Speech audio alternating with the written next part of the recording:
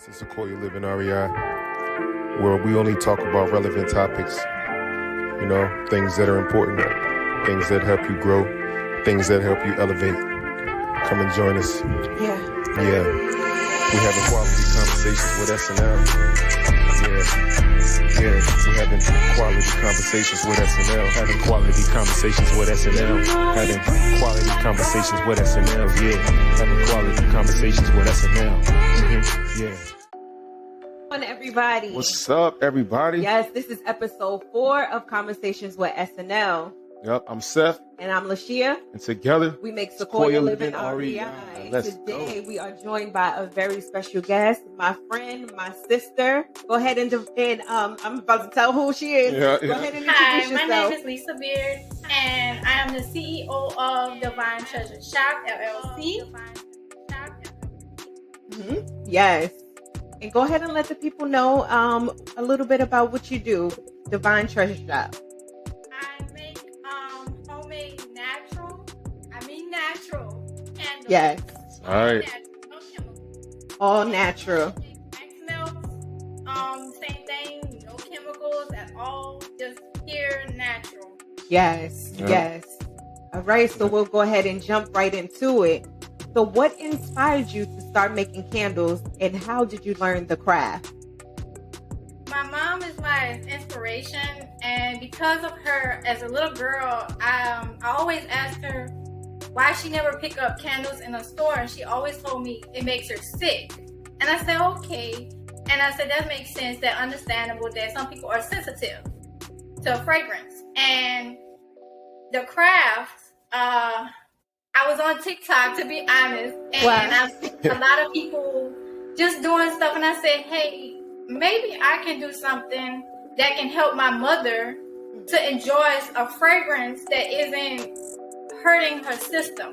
Right. And I did all my research, and that's when I came up with the natural candles, coconut soy wax. Wow. Yep, that's all right. That is awesome. Yep. Yes. All right, well, let's move on to the next one. Could you walk us through your creative process, for developing candle scents, and designs?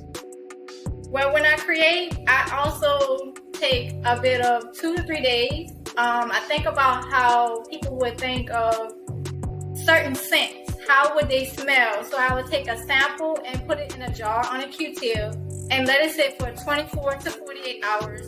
And I would see how it smells. And I would go around asking my family, how does it smell? Is it good enough? Do you think it's absolutely smell wonderful? If it doesn't smell wonderful, I will never sell it. Yep. I will never use it. Yep.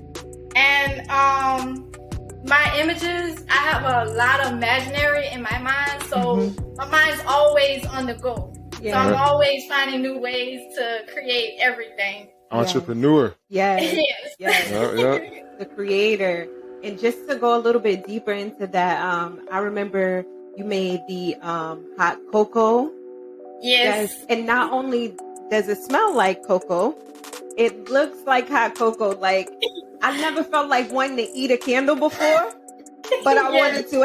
It even had the marshmallows up there, oranges, roses, and not only do they look beautiful, they smell so good, guys. Like, I cannot explain how good they smell. As soon as you open up the box, you would just greet it with a sweet fragrance. And each one, if it's caramel, it smells like caramel. If it's blueberry, it smells like blueberry. So It lights the house up. Yes, it does. I just had to throw that in there, guys. All right, we'll go ahead and jump into question number 3, which is, what type of materials do you use when making your candles? I know you went into that a little bit with the soy. So I use coconut and soy wax. They're actually, they come mixed together, or you can have them separate. I choose to have them mixed together. I talk to the company and they mail it to me.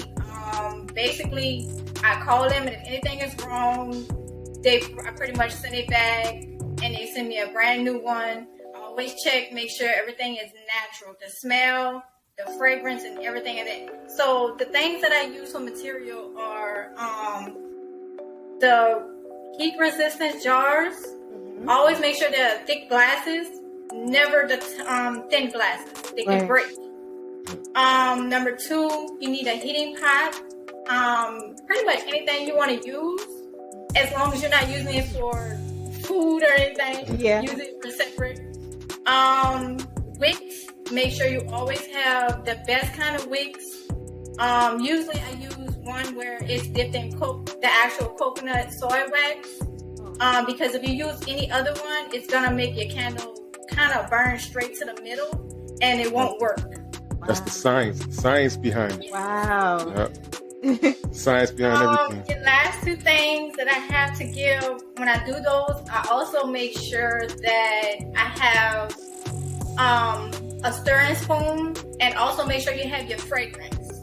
But you always need to make sure your fragrance smells exactly what the name says. If it doesn't, do not use it. Mm-hmm. Yes. And I can attest to that. Like I said earlier, everything, whatever is described as, it smells just like it. But I also love how you can take caramel and make it into the little doggy paw prints. That is so cute. And it has like even glitter. It has glitter, like sparkles in it. Yes. So talented. The glitter that I also use is biodegradable, never plastic.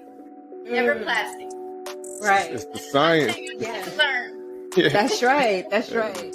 I love how detail oriented you are. I really truly appreciate that, because like you said, your mom, she had the allergies to the candles. I just love how you make sure that people who are buying these candles, they're actually getting what they pay for. Because, you know, sometimes people, they can mislead you with their ingredients. But I love how true you are. You know, I love it. Thank you so much. Mm-hmm.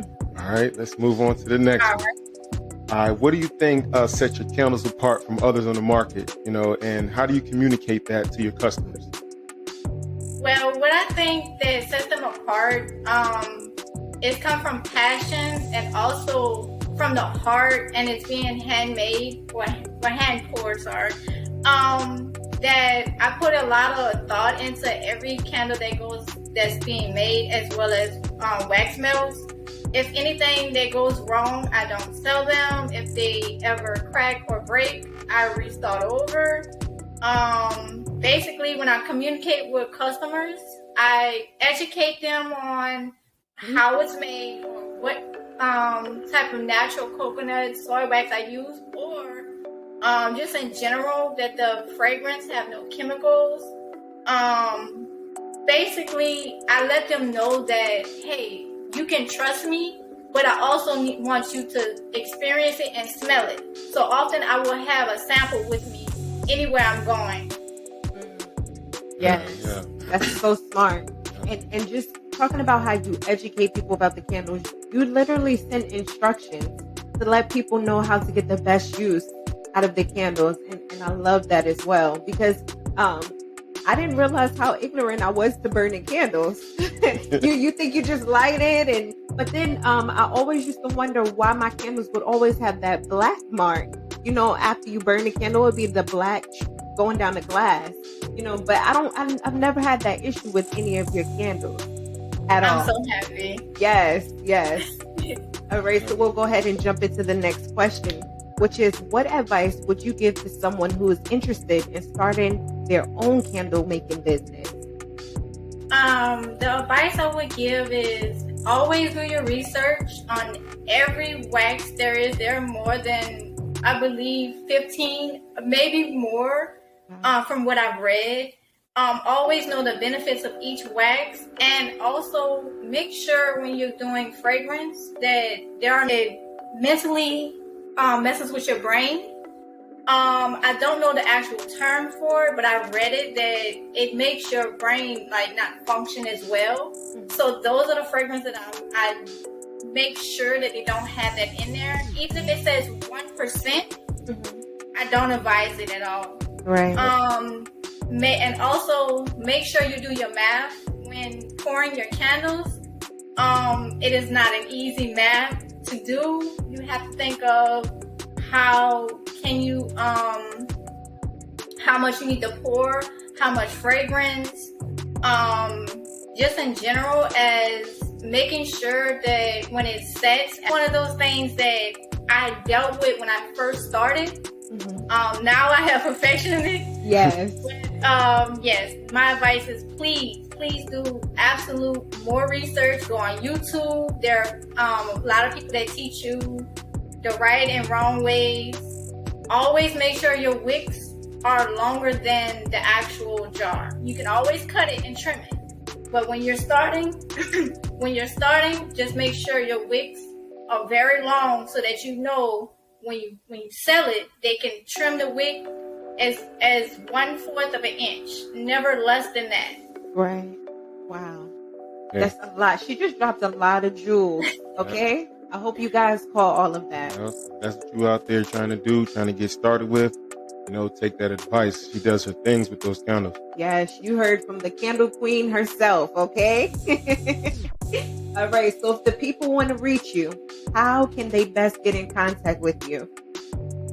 My Instagram account is divine_treasure_shop_1LLC. My email address is divinetreasure_1LLC.com. The website is under the same name, but it's .com.